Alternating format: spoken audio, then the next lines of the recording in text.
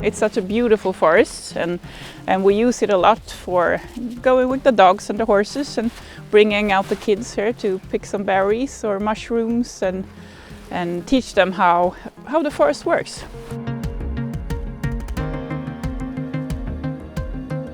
Our forest is about 90 hectares. You can see some very old spruces. You have some birch. You can see some oak plants and lots of different trees coming up. Small ones, but they are there. And hopefully they will grow up. Sophie and Andreas Schellin live in Hedesunda in Sweden, and like more than 300,000 Swedish families, they own a forest. Sweden is one of the countries with the world's most private forest owners, topping other EU nations and much more spacious countries like the United States, Canada and Russia. These owners all have different motivations for holding their land. We decided to buy this place because, first of all, it got on sale. And we knew that if the big companies were about to buy it, they would absolutely clean cut. And we didn't want to see that happening here. Sweden has a long history of harvesting wood through clear cutting for huge financial gain. As of 2024, the forestry sector employed 140,000 workers, with exported timber a significant contributor to the country's economy. But many argue that's come at a great cost to the environment. We're protecting this much in Swedish forestry, and what we really need is this much to protect. So how and why did so much of Sweden's forest come under private ownership? And how do you strike the right balance between making money and preserving the environment?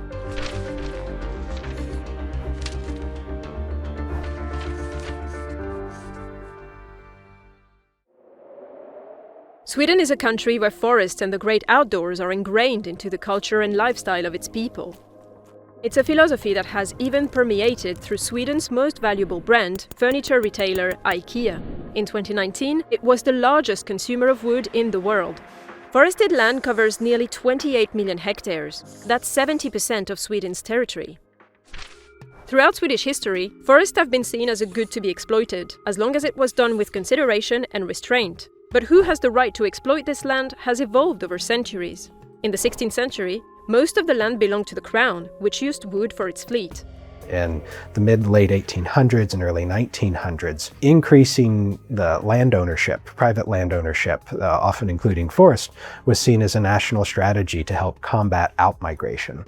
This is Brian Danley. He's an associate professor at Uppsala University. His research focuses on forest ownership, environmental policies, and behavior. The state was encouraging people to move further north and to move in areas that were not as productive, so that families could at least, and individuals could at least have their own land and make a living. Since then, forests have made up an important part of the Swedish economy. In 2020, the forest industry accounted for 10% of Sweden's exports. Here, it's 100% made in Sweden, if you will. So you have very few imports, so the net impact is quite high in terms of exports. This is Oskar Lindström. He's a senior analyst at Danske Bank and specializes in Nordic forest companies. It's quite sizable, both in terms of sort of share of GDP, and especially if you go outside of the large urban centers into the countryside. You know, it's quite a sizable employer, both if you look at sort of the actual number of people working in the forest, but especially in terms of sawmills and transportation. In certain rural regions, it's 10 to 15% of the workforce. Today, Sweden's forest ownership can be divided into three main categories. 3/4 of the land is privately owned, either by individuals or companies. The rest falls in the hands of the state and the church. Sveaskog is a state-owned company, and with 14% of the country's forest land, it is its largest forest owner. As well as providing wood for energy and equipment, the business also runs eco-parks and leases land for solar and wind production. With about 2.7 million hectares of forest land, Svenska Cellulosa Aktiebolaget is Europe's largest private forest owner. It produces timber, pulp, paper, biofuels and wind power plants. Finnish-Swedish company Stora Enso makes similar products of its 1.4 million hectares and is also developing bio-based materials like an anode alternative for lithium-ion and sodium-ion batteries. Forestry is seen as a reliable asset for investors, with 62% of forest owners feeling confident about profitability in the near future. The attraction for institutional investors is, first of all, that the returns are generally not correlated to the overall equity market. Today, there's a lot of excitement around potential new uses of trees and wood. Investors look to timber and forestry for long-term growth. After all, it takes years or even decades for a tree to be mature enough to harvest. The price of wood also tends to appreciate over time as the demand for wood-based products grows. The prices for sawlog and pulpwood have increased in recent years, and while this can make some businesses more profitable, it's not good news for everyone. If you're operating a sawmill, for example, typically the cost of the timber that you buy, that's 70% of your sales even. So very, very sort of high impact from raw material prices. And the reasons for this, it's really triggered by the Russian invasion of Ukraine and cutoff of some wood imports from Russia into Finland. And then you also have the following sort of rise in energy costs, which are prompting power plants to use more wood as fuel. So that increases competition or demand. Forest is a low-yielding asset in that the price is quite high compared to what you get. Ultimately, the value of that forest is what you can get paid for the trees when you harvest them. The mass of trees that you have estimated on that property, that's the most common metric for valuing forest land. So it's a bit like price per square meter for apartments, say. To maximize profitability, most companies practice clear cutting at a large scale. Clear cutting differs from deforestation, as clear cuts are made with the intention of replanting the area, while deforestation leaves the land permanently bare.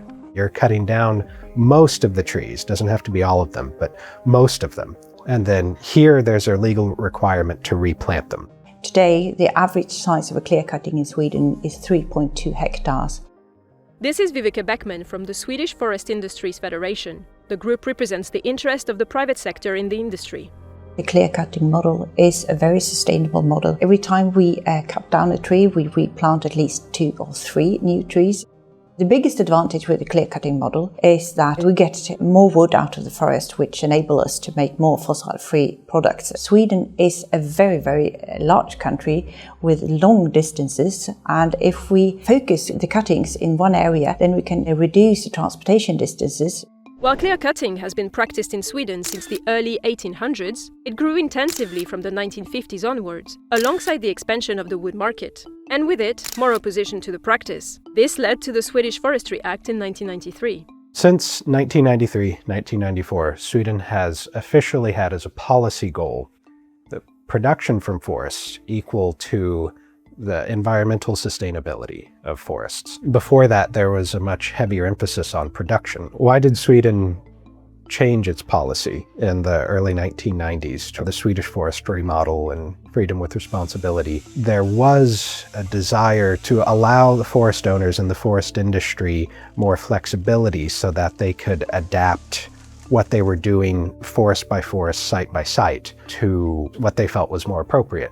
Freedom with responsibility kind of went hand in hand with the post-1993 deregulation. That you essentially had a shifting of implementation from the Swedish state to the Swedish forest owners. The consequences from reducing the amount of official state regulation and switching over has helped the growth of the Swedish forests. You saw more standing timber in the forests, or more wood, essentially, in Swedish forests. The Swedish National Forest Inventory started collecting data about wood expansion in 1920, and from then until 2013, the total annual forest growth more than doubled in the country, with an unprecedented rise following the turn of the century. This was due to several factors: better environmental conditions, a focus on sustainability, and forest owners breaking away from the state to choose their own management systems. Socially and industrially, that also means that a lot of the services that particularly individuals and families who own forests rely upon, they're shifted more to the private industry that is at the same time trying to make profit in an industry where margins have gotten thinner and thinner and competition is only increasing. Yet, the clear-cutting method has been condemned by scientists, environmental groups and even the European Union. Kalhyggen är variant av skogar som brinner. They say that mass tree felling increases erosion, destroys biodiversity, and worsens the air quality. When we bought the forest, we had to compete against the forest companies, and they doesn't have the emotions in it as much as mostly I do. Andreas Schellin moved to Hedesunda 7 years ago with his family. When you buy the land or the forest, the big companies get to know that. They contact you. Hey, if you want help with how you should do this, contact us. We will come and help you so we can buy your trees. We knew before that we didn't want to clear cut, but we didn't get any advice. We just were told that it's not possible. They go in and they cut all the small trees away at first, and then they cut all the trees down, and you have to dig up everything, just put plants, and you have nothing that grows under. There will never be this old forest again with all the biodiversity, with bugs and birds and animals and small plants and mushrooms. And we decided this ain't gonna happen here again. Critics also worry about old forests, of which only about 3% are protected. These are forests which have never been clear-cut, and according to a study from Lund University, about 1/4 of Sweden's old forests were lost between 2003 and 2019. At this rate, the researchers argue, all old forests in Sweden will be gone by 2050. After the growth of Swedish forests peaked in 2013, their expansion began to slow down. This has mainly been attributed to droughts and more extreme weather conditions, with wetter rainy seasons and drier summers, all of which are linked to climate change. Back in 2019, the European Union decided to target carbon neutrality by 2050. Sitting at the heart of the plan was its 2021 forest strategy for 2030.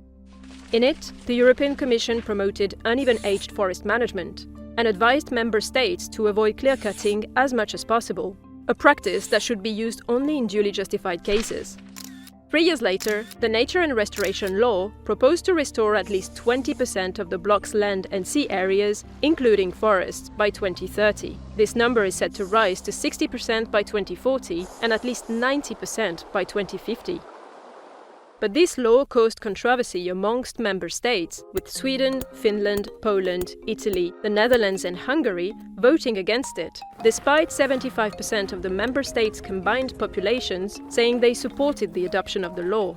In Sweden, we have decided to use PreIndustrialized reference areas. We would have to set aside about 1 million hectares of forest land. And for the forest industry, it would mean that we could produce less. That would mean less fossil-free products. If we can't source wood, then we would have to decrease production, and that would have a negative impact on the profitability, the ability to employ people, and to the economy at large. There's a couple of reasons that might be stopping the forest-owning public, at least, from volunteering to protect more forests, even though many of the owners themselves are very environmentally minded. The general society is much more positive towards utilizing the forests for economic reasons and as a source of raw materials that are renewable. It takes a long time for a forest to grow. In the south, it might be 50 years or so, but if you're in the north of Sweden, you might be looking at more 100 years for a forest to reach maturity so that you can cut it.